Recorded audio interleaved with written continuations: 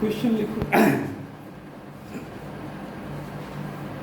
लिखो find the ratio in which find the ratio in which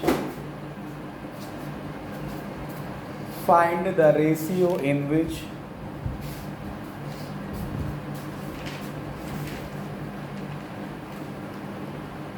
point minus 1 comma y point minus 1 comma y lying on the line segment minus 3 comma 10 and 6 comma minus 8.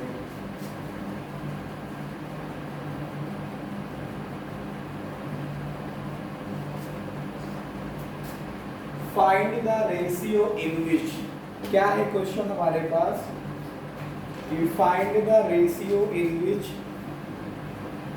Point, कौन सा point है, -1 comma y lies on the line segment joining points A -3 comma 10 and B 6 comma 8 divides it. Also find the value of y. Also find the value of y. इसको देखो, यहाँ पे कोई point आपके पास A है, यहाँ पे कोई पॉइंट आपके पास A है। A का कोऑर्डिनेट क्या है, A का कोऑर्डिनेट क्या है, ये पॉइंट A है और इसका कोऑर्डिनेट है -3, -3, 10। कोई दूसरा पॉइंट हमारे पास है ये B, इसका कोऑर्डिनेट है, क्या है आपके पास, पॉइंट B का कोऑर्डिनेट है 6 कॉमा -8, कितना है 6 कॉमा -8। इन दोनों को मिलाने वाले लाइन सेगमेंट पे कोई पॉइंट P है, इसका कोऑर्डिनेट है -1 कॉमा y, क्या है -1 कॉमा y। तो कह रहे हैं कि बताइए कि जो पॉइंट P है ये AB को किस रेशियो में डिवाइड कर रहा है। जो पॉइंट P है -1 कामा y, वो AB को किस रेशियो में डिवाइड कर रहा है, तो कंसीडर कर लेते हैं। लेट अस कंसीडर, माना कि जो पॉइंट है P -1 comma y divides line segment AB in such a way that, इस तरह से डिवाइड करते हैं कि AP का रेशियो निकालो PB के साथ, तो कितना आएगा M1 रेशियो M2 आ जाएगा।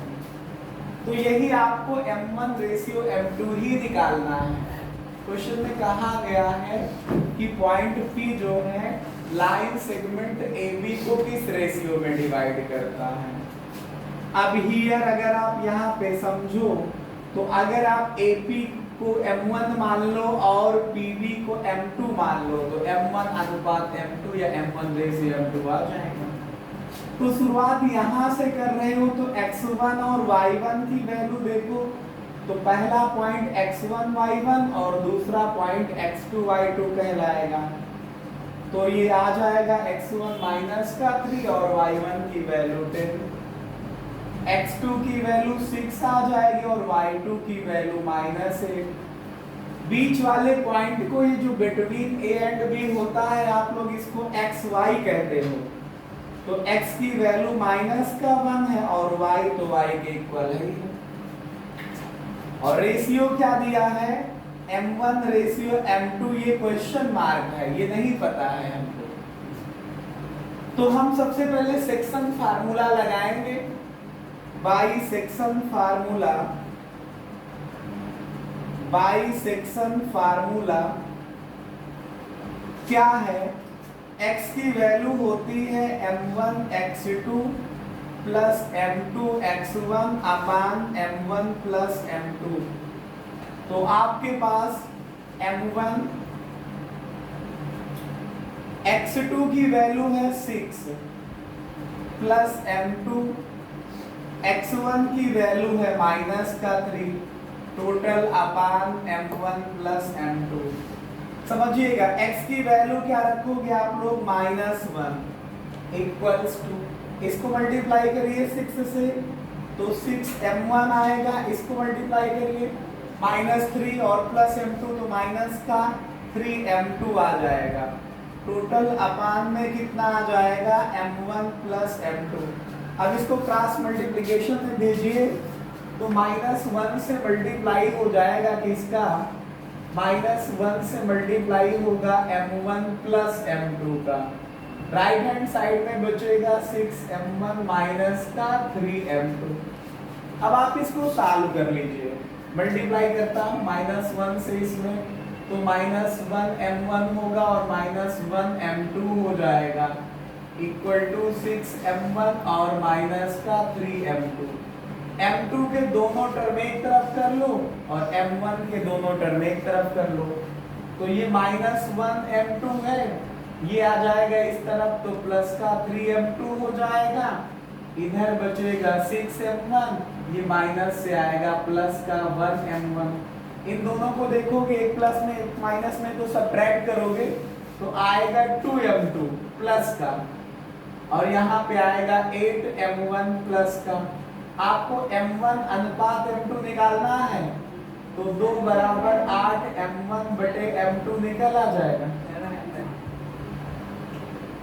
ये 7 आ जाएगा। हाँ 6m1 प्लस 1m1 7m1 और यहाँ पे 7 आएगा, इसको डिवीजन में ले लो आप लोग तो 2/7 m1 अनुपात m2 आ जाएगा। तो m1 रेशियो m2 अगर आपको लिखना है तो ये 2:7 आ जाएगा। इस तरह से करते हुए फिर आपको y की वैल्यू निकालना है। सेक्शन फार्मूला फिर से लगाओ तो ये y आपको कैलकुलेट करना है। m1 रेशियो m2 निकल आया, उसने कहा था also find the value of y की भी वैल्यू बताओ। तो y का फार्मूला m1 y2 प्लस का m2 y1 अपान में कितना होगा m1 प्लस m2। y की वैल्यू निकालना है, m1 को आप लोग 2 कंसीडर कर सकते हो और m2 को 7, तो आया 2 इंटू y2 माइनस का 8 है प्लस का m2 की वैल्यू 7 इंटू y1 की वैल्यू आपके पास 10 है अपान में m1 2 प्लस m2 7 हो जाएगा। इसको सॉल्व करोगे माइनस का 16 आएगा और ये प्लस का 70 हो जाएगा, मल्टीप्लाई करोगे नीचे 9 आ जाएगा।